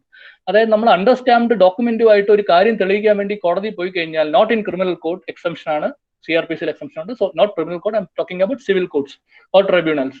Civil കോർട്ടിലോ ട്രൈബ്യൂണലിലോ നമ്മൾ understamped അല്ലെങ്കിൽ അൺസ്റ്റാമ്പ്ഡ് ഡോക്യുമെന്റുമായിട്ട് പോയി കഴിഞ്ഞാൽ court will not consider that document as a piece of evidence until or unless it is properly stamped. അതിന് ഇമ്പൗണ്ടിങ് എന്നൊക്കെ പറഞ്ഞ വേറെ പ്രൊസീജിയർ ഉണ്ട്. അത് കോടതി ആ ഡോക്യുമെന്റിനെ പിടിച്ചെടുത്തിട്ട് കോടതി will be sending it to the concerned controller of stamps or the collector of stamps. Collector അവിടെ അഡ്ജൂഡിക്കേറ്റ് ചെയ്തിട്ട് എത്ര സ്റ്റാമ്പാണ് ഡ്യൂട്ടിയാണ് കൊടുക്കേണ്ടതെന്ന് പറയും. ആ പറയുന്ന അനുസരിച്ചിട്ട് the party presenting the document has to pay the stamp duty. ആ പേ ചെയ്തെങ്കിൽ മാത്രമേ ആ ഡോക്യുമെന്റ് നമുക്ക് എവിഡൻസിൽ കോടതി എടുക്കുകയുള്ളൂ. അത് മാത്രമല്ല, കോടതി once it is impounded, then it becomes obligatory on the party's part to pay the stamp duty as adjudicated by the stamping authority. അതൊരു ഇമ്പൗണ്ടിങ് എന്ന് പറഞ്ഞൊരു പ്രൊസീജിയർ ആണ്. അത് സെക്ഷൻ 31, 32, 33 ഒക്കെയാണ് സാധാരണ സ്റ്റാമ്പ് ആക്ടിൽ. കേരള സ്റ്റാമ്പ് ആക്ട് എനിക്ക് 31, 32 ആയിരിക്കും. മഹാരാഷ്ട്ര സ്റ്റാമ്പ് ആക്ടിൽ 31, 32, 33 ആണ്. ആ ഒരു ഏരിയ ഇമ്പൗണ്ടിങ്. അത് വേറെ. അപ്പം ഇതാണ് ഈ അണ്ടർസ്റ്റാമ്പിങ് അല്ലെങ്കിൽ നോൺ സ്റ്റാമ്പിങ് ഓഫ് എ ഡോക്യുമെന്റിന്റെ ഒരു കോൺസിക്വൻസ്. ഇതാണ്. It won't be accepted in evidence, but otherwise the document will be valid. It's not illegal. അപ്പൊ ഇവിടെ സെക്ഷൻ ഞാൻ പറഞ്ഞെന്തിനാന്ന് വെച്ച് കഴിഞ്ഞാല്, ഫാമിലി കോർട്ടില് ഈ Hindu marriage act section 21C എന്ന് പറയുന്ന ഒരു സെക്ഷൻ വളരെ വ്യക്തമായിട്ട് പറയുന്നുണ്ട്. സാധാരണ കോടതിയിൽ ഇങ്ങനെയൊക്കെ ആണെങ്കിലും, notwithstanding anything contained in any other act, ഈ നോൺ സ്റ്റാമ്പിങ് ഒരു പ്രശ്നമല്ല എന്ന് പറഞ്ഞേക്കുന്ന ഒരു ക്ലോസ് ആണ് 21C. Notwithstanding anything contained in any other enactment to the contrary, no document shall be inadmissible in evidence in any proceeding at the trial of the petition under the act on the ground that it is not duly stamped or registered. Stamp ചെയ്തിട്ടില്ല അല്ലെങ്കിൽ register ചെയ്തിട്ടില്ല എന്നും പറഞ്ഞിട്ട് അത് കോടതി തെളിവിൽ എടുക്കാതിരിക്കില്ല എന്ന് പറയുന്നതാണ് section 21C. ഞാൻ ജസ്റ്റ് അതൊരു പ്രാക്ടിക്കൽ സൈഡിൽ അതൊരു ഇമ്പോർട്ടൻ്റ് ആയിട്ട് കണ്ടുകൊണ്ട് ഞാൻ പറയുന്നേ. സോ ഇത്രയൊക്കെയാണ് the provisions relating divorce grounds jurisdiction under the Hindu Marriage Act. ഇനി അടുത്തത് ഒരു പ്രശ്നമുള്ളതെന്ന് വെച്ച് കഴിഞ്ഞാൽ, മുസ്ലിം ഡിവോഴ്സ് ഇത്തിരി വലുതാണ്. We are having some 25-30 minutes left. So whether you want Muslim divorce or go to Christian and Special Marriage Act.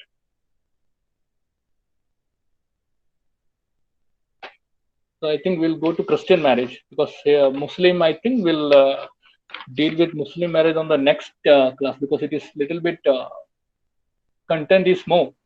Okay, sir, as you wish. Okay, thank you. Okay.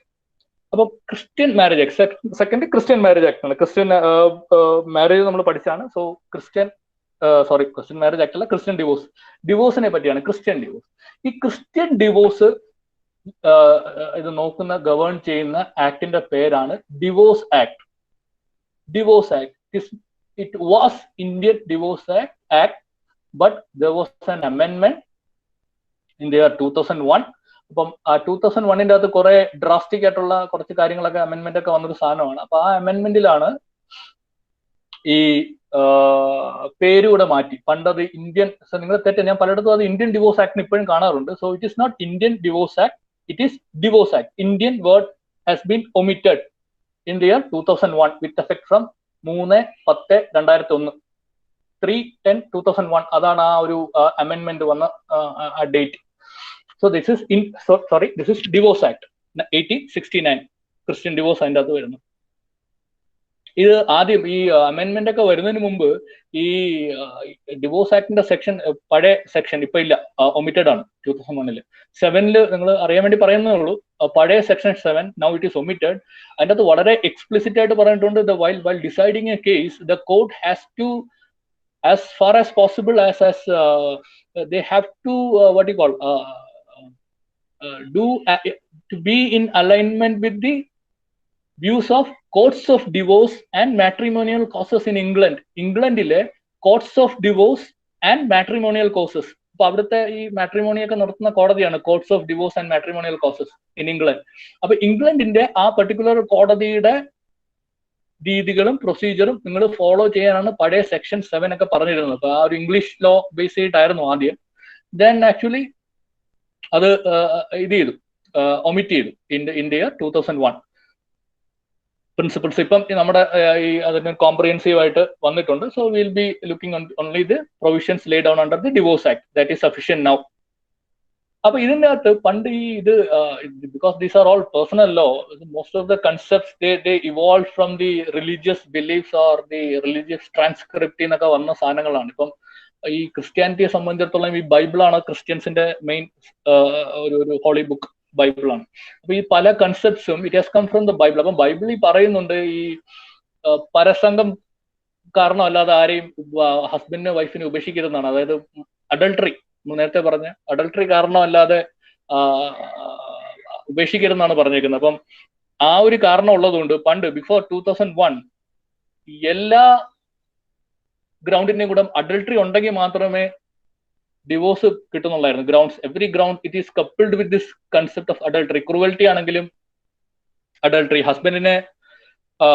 ഹസ്ബൻഡിന് divorce ചെയ്യണമെങ്കിൽ വൈഫിന്റെ adultery, ഇനി വൈഫിന് divorce ചെയ്യണമെങ്കിൽ cruelty, എല്ലാം ഉണ്ട്. Cruelty, remarriage എല്ലാം ഉണ്ട്. But those should be coupled with adultery. Adultery കൂടെ ഉണ്ടെങ്കിൽ മാത്രമേ അന്നൊക്കെ വൈഫിന് ഇത് കിട്ടുള്ളൂ. അപ്പൊ അതൊക്കെ ഭയങ്കര സ്ട്രിക്റ്റ് ആയിട്ടുള്ള ആർക്കിയൊക്കെ ആയിട്ടുള്ള സാധനങ്ങളായതുകൊണ്ടാണ് ഇത് മറ്റേ ഇതിനെ അമെൻഡ് ചെയ്തിട്ട് it is somewhat in line with the special marriage act or the Hindu marriage act. കുറച്ചുകൂടെ ഒരു റീസണബിൾ ആയിട്ടുള്ള ഗ്രൗണ്ട്സ് കൊണ്ടുവന്ന അമെന്റ്മെന്റ് ആണ് ഈ 2001 അമെന്റ്മെന്റ് വന്നിട്ട്. അത് ഒരു ഡ്രാസ്റ്റിക് ചേഞ്ച് വന്നിട്ട് നോർമൽ ഗ്രൗണ്ട്സ്, ഈ അഡൾട്ടറി നിർബന്ധമായിട്ട് എല്ലാത്തിന്റെയും കൂടെ അഡൾട്ടറി വേണം എന്നുള്ള കൺസെപ്റ്റ് ഒക്കെ മാറ്റി ഇപ്പൊ മാറി. അപ്പൊ അത് സെക്ഷൻ 10 ആണ് ഈ ഡിവോഴ്സ് ആക്ടിന്റെ ഡിവോഴ്സ് ഡീൽ ചെയ്യുന്നത്. Section 10 of the divorce act.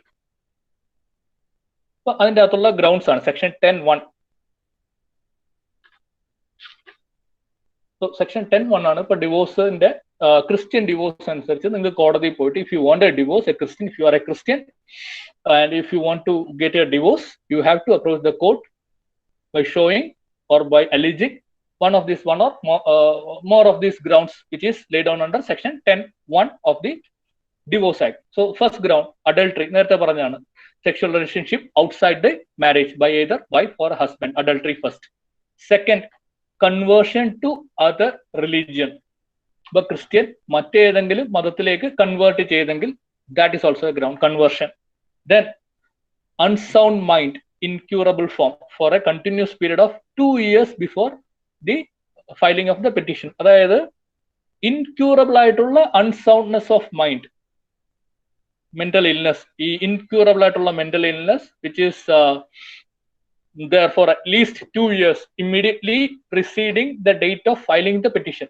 Minimum 2 വർഷമായിട്ട് മറ്റേ ആൾക്ക് മെന്റൽ ഇൻക്യൂറബിൾ മെന്റൽ ഡിസോർഡർ ഉണ്ടെങ്കിൽ, അൺസൗണ്ട്നെസ് ഓഫ് മൈൻഡ് ഉണ്ടെങ്കിൽ അത് third point. Then fourth point, venereal disease in communicable form. അതായത് നേരത്തെ പറഞ്ഞ പോലെ venereal sexually transmitted disease in communicable form, പകരുന്ന രീതിയിലുള്ള ഉണ്ടെങ്കിൽ അത് നാലാമത്തെ ഒരു പോയിന്റ് ആണ്. That too should be there for at least 2 years before petition. ആ 2 വർഷം എന്നുള്ളത് ഇവിടെയും ഇമ്പോർട്ടന്റ് ആണ്. Venereal disease communicable form venereal disease ഉണ്ട് എന്നുള്ളത് മാത്രം ഗ്രൗണ്ട് ആവുന്നില്ല. And that should be there for at least a period of 2 years immediately preceding the date of petition. Petition file ചെയ്യുന്നതിന് 2 വർഷം മുമ്പ് കണ്ടിന്യൂസ് ആയിട്ട് ഈ രോഗം ഇൻക്യൂറബിൾ ഫോമിൽ ഉണ്ടാകുമ്പോഴാണ് ഇതൊരു ഗ്രൗണ്ട് ആയി മാറുന്നത്. Then 5 is unheard for 7 years or more, that is civil death എന്ന് പറയുന്ന ആ കൺസെപ്റ്റ്. സിവിൽ ഡെത്ത് ആണ്, മറ്റേ ആളെ പറ്റി 7 വർഷത്തിലായിട്ട് യാതൊരു അറിവും ഇല്ലാത്ത ഒരവസ്ഥയാണ്. Is unheard for period of 7 years, minimum 7 years. അടുത്ത ആറാമത്തത് willful refusal to consummate and the marriage is not consummated. അതായത് ഒരു പാർട്ടി മനഃപൂർവം ഒരു സെക്ഷൽ റിലേഷൻഷിപ്പില്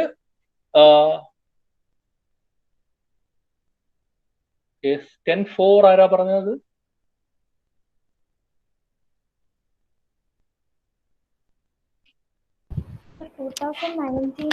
വെനറിയൽ ഡിസീസിന്റെ ക്ലോസ് ഓമിറ്റ് ചെയ്തതായിട്ടാണ് ബെയർ ആക്ടിന്റെ ലേറ്റസ്റ്റിൽ കാണുന്നത്.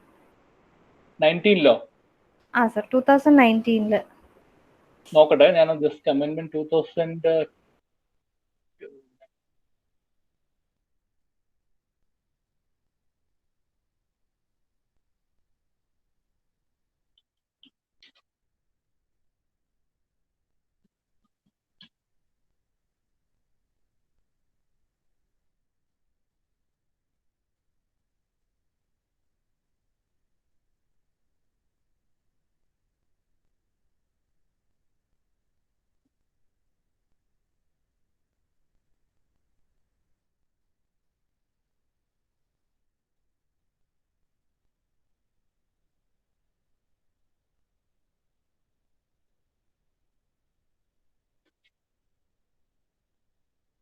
ലെപ്രസി അല്ലേ മാറ്റിയത്?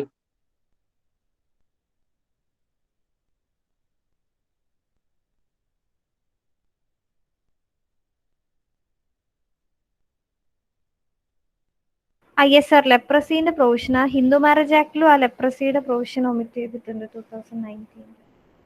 അതാണ് ലെപ്രസിയാണ് മാറ്റിയത്. കറക്റ്റ്.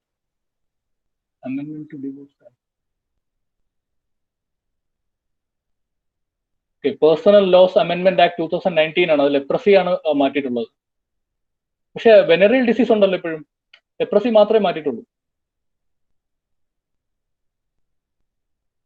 Yes sir, ലെപ്രസീന്റെതാണ്. ആ ഹിന്ദു മാരേജ് ആക്ടിലും ആ സെയിം ക്ലോസ്. അമെൻമെന്റ് ടു സ്പെഷ്യൽ മാരേജ് ആക്ടിലും ഉണ്ട്. Special marriage act, Muslim marriage act and divorce act. Right. This is called the personal laws അമെൻമെന്റ് act 2019.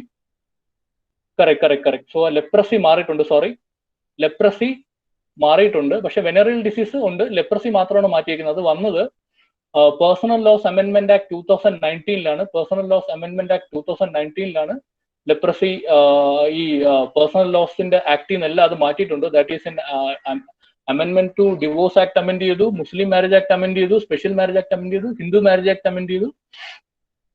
Even Hindu adoptions and maintenance ആക്ടിൽ വേറൊരു മൈനർ അമെൻമെന്റും ഉണ്ട്. അപ്പൊ അതിൻ്റെ അകത്ത് so leprosy has been omitted.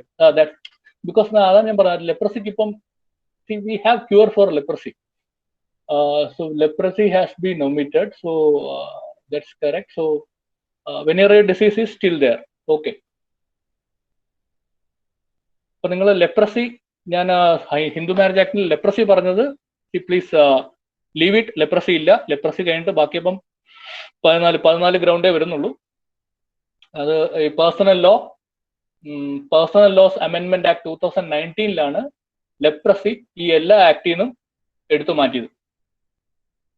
Okay. So coming to divorce act, ഈ civil death വന്നു.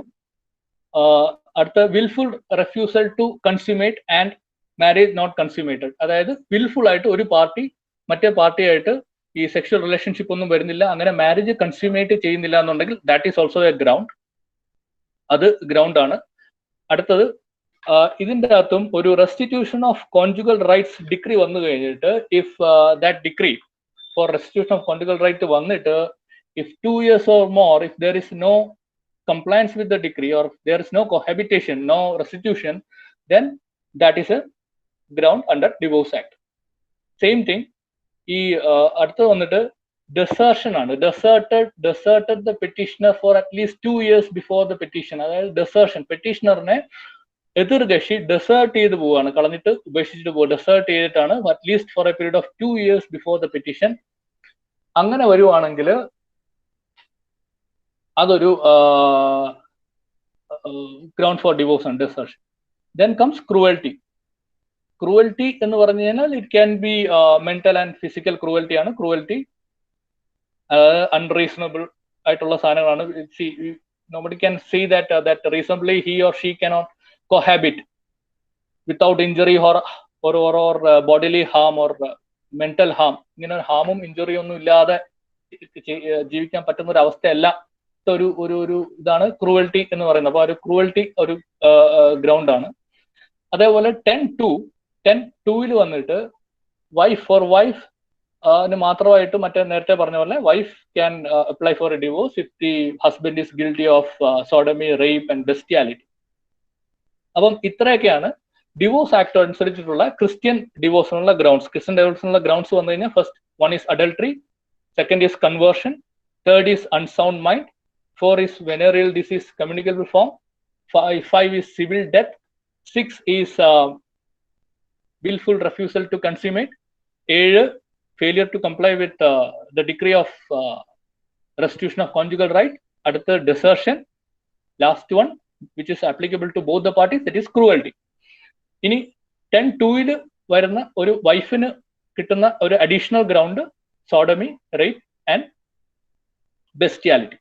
ഇനി അടുത്ത പോയിന്റ് വെച്ച് കഴിഞ്ഞാൽ ഇവിടെയും ഡിവോഴ്സ് ആക്ടിലും there is a concept of divorce by mutual consent. Divorce by mutual consent is covered under section 10A. 10A is also an introduction by the amendment of 2001. 2001 amendmentil കൊണ്ടുവന്ന സാധനമാണ് section 10A, which provides it's an enabling clause for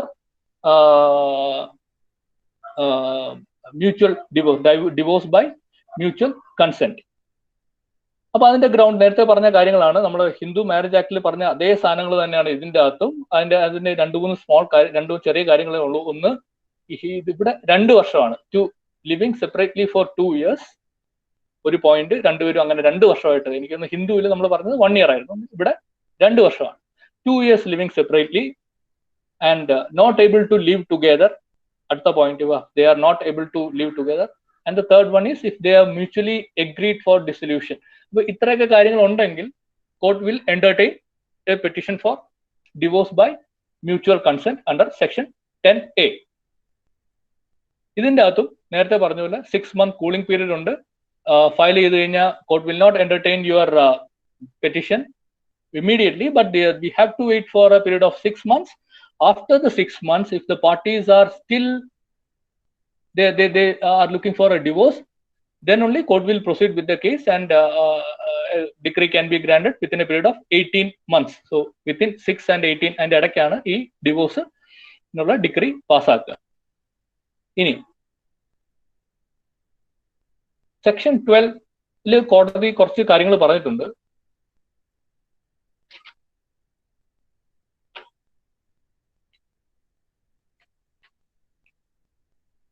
അതായത് എല്ലാ ആക്ടിലും കാണുന്നുണ്ട് there should not be any collusion between the parties. What is collusion between the parties? That we have to state in the petition also. Collusion പാടില്ല. അതായത് 2 പാർട്ടിയും കൂടെ ചേർന്നുകൊണ്ടുള്ള ഒരു കോടതിയെയും നാട്ടുകാരെയും പറ്റിക്കാൻ വേണ്ടി ഒരു ഡിവോഴ്സ്, അങ്ങനെ ഒരു പരിപാടി, ഡിവോഴ്സ് അല്ല ഏത് പെറ്റീഷൻ ആയാലും അങ്ങനെ ചെയ്യാൻ പാടില്ല എന്നുള്ളതാണ് സാധാരണ. ഇത് കൊളൂസീവ് സൂട്ട്സ് കൊടുക്കാൻ പാടില്ല എന്നുള്ളതാണ്. So section 12 court will enter into all these allegation. ഇതിൻ്റെ അകത്ത് കൊളൂഷൻ നോക്കും. അതുപോലെ കോർട്ട് നോക്കുന്ന വേറൊരു കാര്യമുണ്ട്. ഈ അഡൾട്ടറി എന്ന് പറയുന്ന കാര്യം ഒരു മെയിൻ ഗ്രൗണ്ടാണ് ഞാൻ പണ്ട്. ഇപ്പോഴും അഡൾട്ടറിയുടെ കാര്യത്തിൽ court will look in to the allegation of adultery, എന്നിട്ട് court will assess whether the petitioner is has colluded അല്ലെങ്കിൽ or aided the adultery അല്ലെങ്കിൽ ഇത് aid ചെയ്തിട്ടുണ്ട് അല്ലെങ്കിൽ പെറ്റീഷണറെ കണ്ടോൺ ചെയ്തിട്ടുണ്ട്. The act of adultery the petitioner is condoning. കുഴപ്പമില്ല എന്നുള്ള രീതിയിൽ അവരുടെ ഇംപ്ലൈഡ് കൺസെന്റോ അല്ലെങ്കിൽ അതിനെ കണ്ടോൺ ചെയ്തിട്ടുണ്ടെങ്കിൽ കോടതി അത് നോക്കും. എന്നിട്ട് സെക്ഷൻ 13 അനുസരിച്ചിട്ട് court will be dismissing the application. So court will not entertain if there is guilt on the part of the petitioner, like petitioner condoning the act of the respondent, if there is inordinate delay in filing the petition, or if there is collusion between the parties, ഇങ്ങനെയൊക്കെ ആണെങ്കിൽ a decree of divorce will not be given. Section 14ലാണ് specific ആയിട്ട് degree of divorce എന്ന് പറയുന്നത്. അപ്പൊ degree of divorce കൊടുക്കണമെങ്കിൽ ഞാൻ നേരത്തെ പറഞ്ഞില്ല, സെക്ഷൻ 14 പറയുന്നത് if degree of divorce is to be granted by a court satisfied ആയിരിക്കണം. First thing, evidence given by the petitioner, evidence adduced by the petitioner, first point. Second point, the petitioner should not be a necessitating party or conniving party to the adultery, or petitioner should not have condoned the act of adultery. And the third one is no collusion in presenting the petition. ഈ 3 point കോടതി നോക്കും. ഒന്ന്, naturally evidence, section 14 ആണിത്. Evidence നോക്കും, whether the allegation everything is correct, whether the evidence is genuine നോക്കും. Second thing, ഈ adultery നടന്നത് ഇയാളോട് ചേർന്നിട്ടാണോ അല്ലെങ്കിൽ ഇയാൾ ഓൾറെഡി അതിനെ കണ്ടോൺ ചെയ്തിട്ടുണ്ടോ എന്നൊക്കെ നോക്കും. Collusion, if it is whether it is a collusive suit, ഇതൊരു കൊളൂഷൻ കൊണ്ടുണ്ടായ സൂട്ടാണോ നോക്കും. അപ്പൊ ഇങ്ങനെ കൊളൂഷൻ ഇല്ല എന്നാണെങ്കിൽ if all these things, 3 points are satisfied, then a decree will be given.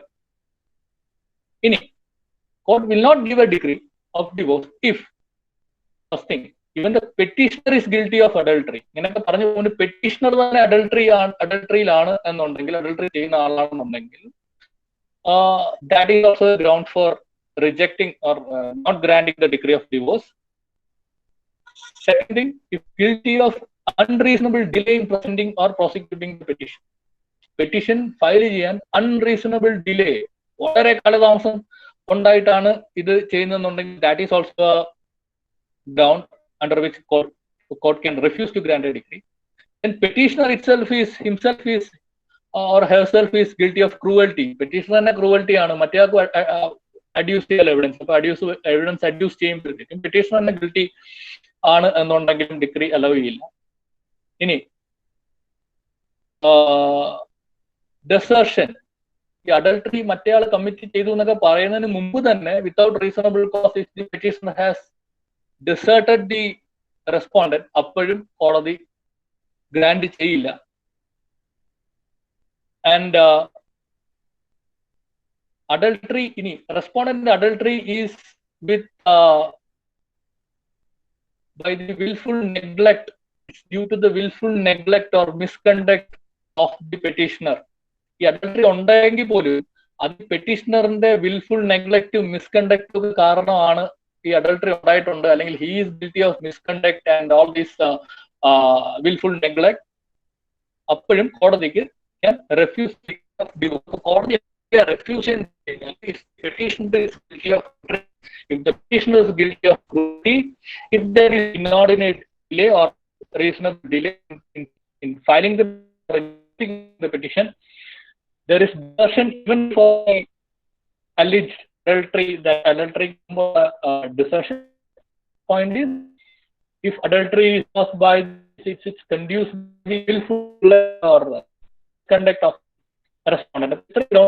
Court can refuse to grant a decree of divorce. So in section 47 പറയുന്നുണ്ട് petitions to say that there is no collusion between the parties. പറയുന്നത് petitions state that there is no collusion between ആക്ടിലും പറയുന്നുണ്ട് collusion state.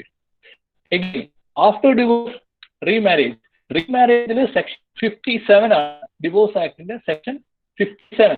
So 57 of divorce act പറഞ്ഞു വെച്ച് കഴിഞ്ഞാൽ അത് നേരത്തെ പറഞ്ഞ അതേ ഇഫ് ടൈം ഫോർ അപ്പീലിന് ടൈം ഉണ്ടെന്നുണ്ടെങ്കിൽ has to be elapsed after lapse of that invitation and remarry is missed. Remarriage is possible. So it is covered under section 57.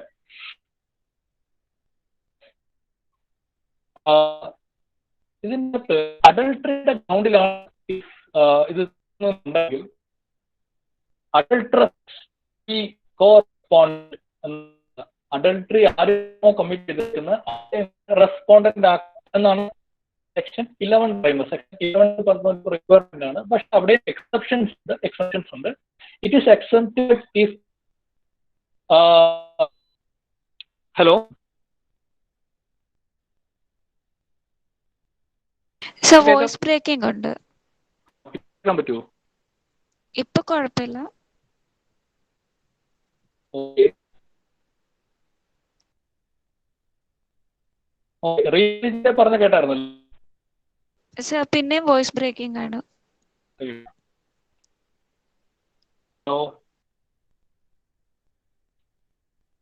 Signal ഓക്കെയാണ്. Sir I think video off ചെയ്യുകയാണെങ്കിൽ കുറച്ചുകൂടെ range ഉണ്ട്.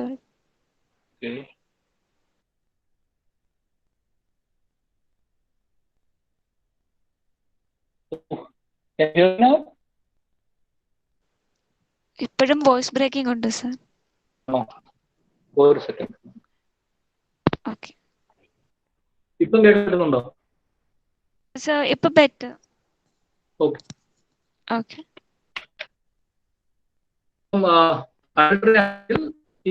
address to the correspondent. His wife is living the life of a prostitute. പല ആൾക്കാരാണ് ബന്ധമുണ്ടെങ്കിൽ നമുക്ക് വരില്ല. ഇനി commit ചെയ്ത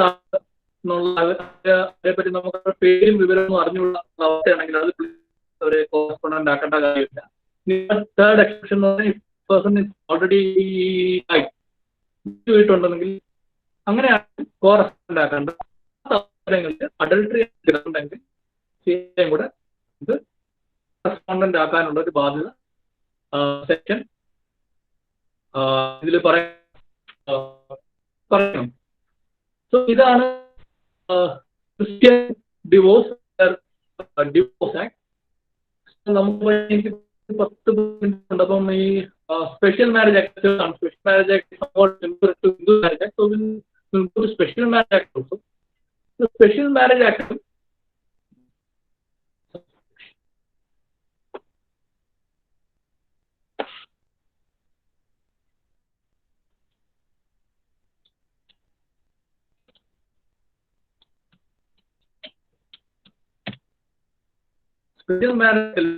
the right of resolution of conjugal അതുപോലെ ഈ രണ്ട് പ്രൊവിഷൻസും സ്പെഷ്യൽ മാരേജ് ആക്ടിലും ഉണ്ട്. That is section 20 clause for restitution of conjugal right and section 23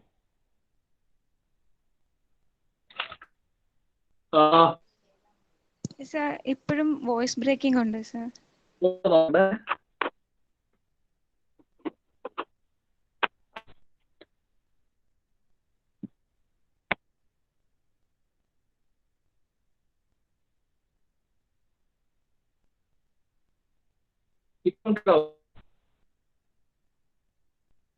hello hello sir. Hello കേൾക്കുന്നു? സർ ഇടയ്ക്ക് ബ്രേക്ക് ആവുന്നുണ്ട്. സെന്റൻസ് കംപ്ലീറ്റ് ആണ്. Okay, we can conclude it for today. Okay sir. എന്തായാലും ഇപ്പൊ 10 മിനിറ്റ് ഉള്ളൂ. അപ്പൊ അടുത്ത സെഷൻ ആകുമ്പോൾ സ്പെഷ്യൽ മാരേജ് ആക്ടും divorce and special marriage act deal with these topics in the next session. We already through Hindu Marriage Act divorce and Divorce Act divorce, right? Yes sir. So I think we can conclude today. We'll these two and Muslim divorce in the next session. Okay sir. Okay. So thank you. Thank you so much sir. Okay. Okay.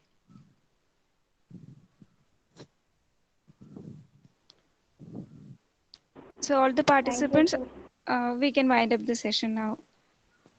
Thank you all. Thank you, sir.